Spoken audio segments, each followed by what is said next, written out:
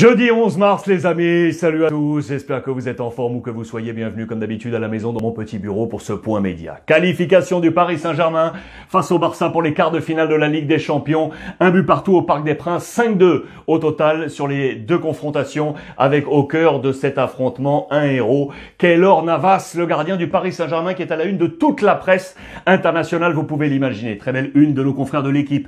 Le Messi, c'est Navas, bien évidemment, il est là, Lionel Messi à la une de réconforté par son compatriote Di Maria. L'orgueil ne suffit pas. Malheureusement, le Barça a été bon dans ce match. Mieux qu'au match aller. D'ailleurs, regardez, la presse catalane le souligne avec les honneurs à la une identique de Sport et de Mundo Deportivo. Pour autant, ce penalty manqué là par Lionel Messi face à Navas, pour Messi, 105 penalties sous le maillot du Barça, 23 manqués, 23 sur 105. Et si j'élargis au FC Barcelone et que sur cette saison, sachez que le Barça a tenté 15 penalties cette année, 6 manqués. 6 sur 15, c'est tout de même 40% pour le FC Barcelone. Ça a été un problème, ça, les penalties cette saison pour le FC Barcelone. Pour autant, on est sorti de cette Coupe d'Europe la tête haute, vous le voyez, adieu l'Europe et bonjour le futur. On va ouvrir une nouvelle ère côté FC Barcelone qui s'accompagne, vous le savez, avec l'élection du nouveau président Laporta. Côté Paris Saint-Germain, intéressant dans les colonnes de l'équipe, regardez, si dur mais si doux.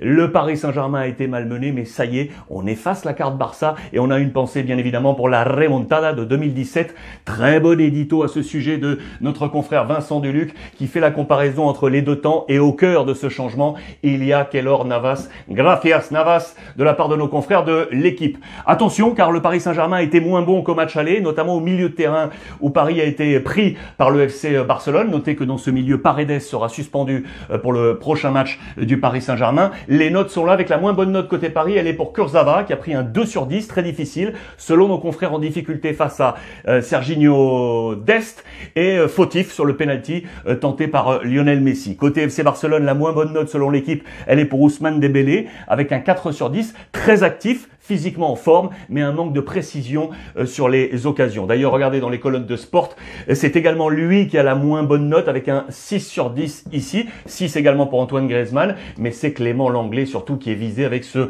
5 sur 10 ici. Le Barça, 9 pénaltys contre le Barça cette saison, fautif, 4 fois sur 9, Clément Lenglet. 4 fois sur 9. Voilà pourquoi, une nouvelle fois, il est visé le français. Quelques informations sur ce FC Barcelone. Sachez que le Barça va empocher quasiment 40 millions d'euros pour sa participation à cette Ligue des Champions.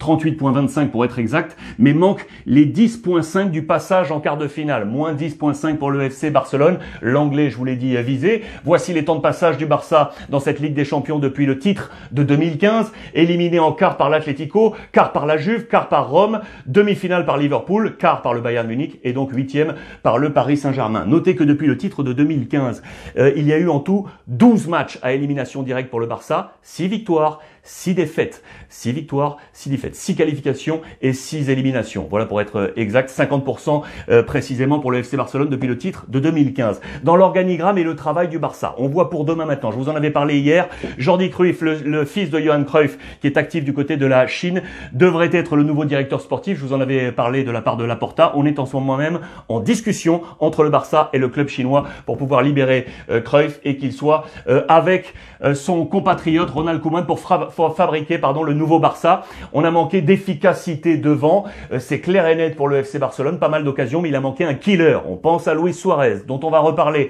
Pour être un killer, vous le savez que Koeman venait de paille, son compatriote également de l'Olympique lyonnais, mais vraisemblablement, on est autour d'une négociation avec le Kun Agüero, l'Argentin qui est libre sous les couleurs de Manchester City. Il est l'objectif premier du FC Barcelone. Qualifié donc Paris, qualifié Liverpool. Également pour rejoindre Porto et le Borussia Dortmund en quart de finale. Liverpool qui s'est imposé face à Leipzig 2-0 avec Mo Salah. Les rugissements des rouges, ça y est de nouveau, parce que le club, vous le savez, avec Liverpool est en difficulté en Première Ligue. Une Première Ligue où Manchester City hier s'est imposé 5-2 face à Southampton. Southampton, voilà qui fait du bien également à la formation de Pep Guardiola, qui reprend ses points d'avance, plus 14 sur Manchester United. En parlant d'United, information ici dont je voulais vous parler. Attention, on est dans la révolution de l'organigramme sportif de Manchester United. Ça fait 2 ans et demi que United cherche les hommes forts de son organigramme sportif. Ça y est, c'est trouvé. Voici ces nouveaux hommes forts. Au centre,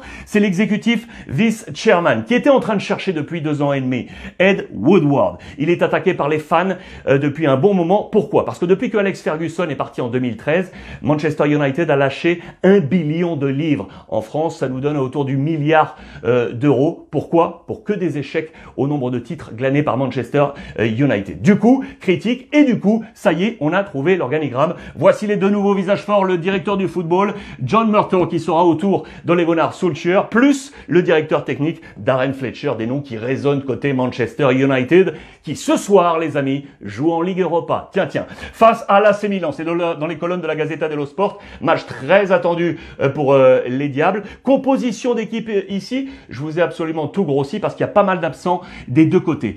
Côté Manchester United, notez bien, De Gea, Pogba, Mata absent, Van de Beek, Rashford ou encore Jones, ils sont 6. Côté Milan, ils sont 7. Écoutez bien, le français Hernandez, Benacer, Mandzukic, Çalhanoğlu, Rebic, Ibrahimovic, bien évidemment, et le petit Maldini. Voici ses compositions d'équipe probables. Match ce soir, affaire à suivre dans ce match de Ligue Europa entre United et l'AC Milan. Que se passe-t-il avec Cristiano Ronaldo? Je vous en ai parlé hier avec des titres difficiles, de tromperie, de trahison. Regardez ce qui se passe à la une de toute la presse. On nous dit que Cristiano Ronaldo est peut-être désormais un poids pour la Juve. Les tifosi sont très partagés sur l'avenir de Cristiano Ronaldo. Il est arrivé il y a 3 ans, éliminé en quart face à l'Ajax, éliminé en 8e face à Lyon, éliminé en 8e face à Porto. Il est venu pour ça, Cristiano. Il était venu pour la Ligue des Champions. C'est pour l'instant un échec et du coup, on parle de refondation de la Juve autour des jeunes avec De Ligt ou encore Chiesa, mais ce serait sans Cristiano Ronaldo qui serait devenu un poids pour la Juve. Attention, en page intérieure, on nous montre ces chiffres.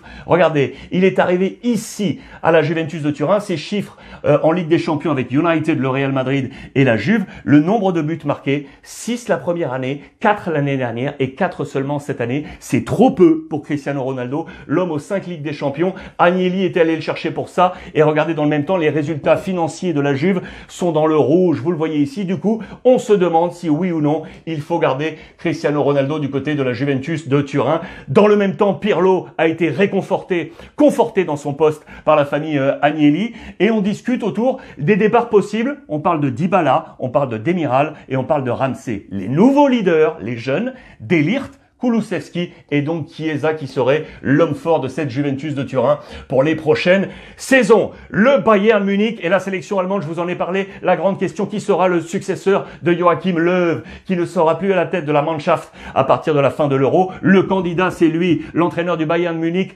Hansi Flick. Et qui pour le replacer? Eh bien, regardez bien, ce serait Nagelsmann, l'actuel coach de Leipzig à la bataille pour le titre. Il s'entend très bien avec Salihamidzic, le directeur sportif. On est en train de switcher côté Allemagne. Je vous rappelle que l'Atlético Madrid jouait hier un match dans l'ombre de la Ligue des Champions, mais ultra important. L'Atlético jouait face à l'Athletic Bilbao. L'Atlético a été mené 1-0 pour revenir et finalement s'imposer, être à +6 du Barça, à +8 du Real Madrid. C'est une victoire capitale. Je vous parlais de Luis Suarez qui a manqué au FC Barcelone. Écoutez, c'est lui qui a obtenu le penalty et qui a marqué le penalty de la victoire. La fin justifie les moyens. C'est un très bon Atlético Madrid qui s'est imposé. Marseille jouait également hier. C'était la première de Sampaoli. Victoire face à Rennes. 1-0. Une victoire et au lit parce qu'on est encore convalescent du côté de l'Olympique de Marseille. Mais Marseille est 6e de ce championnat de Ligue 1. Une victoire qui fait du bien également dans les colonnes de la Provence. Le premier miracle avec notamment comme illustration Cuisance qui 7 mois après son arrivée marque enfin un but qui va faire du bien. Peut-être un nouveau départ pour lui. Marseille relancer peut-être les amis. Je voulais terminer avec cette image parce qu'on a ce parfum de Ligue des Champions. Rendez-vous compte, plus de Messi, plus de Cristiano. C'est la première fois depuis 2006 qu'en quart de finale, ces deux hommes ne seront pas là. En 2006, Messi était blessé avec Barcelone et Cristiano avec Manchester était déjà éliminé de la Ligue des Champions. Ces petites histoires, vous le savez, qui font la grande histoire du football. Les amis, merci une nouvelle fois de nous avoir accompagnés. Merci de votre fidélité. On échange via le hashtag Ruiz Club et comme tous les jours, n'oubliez pas, profitez des vôtres.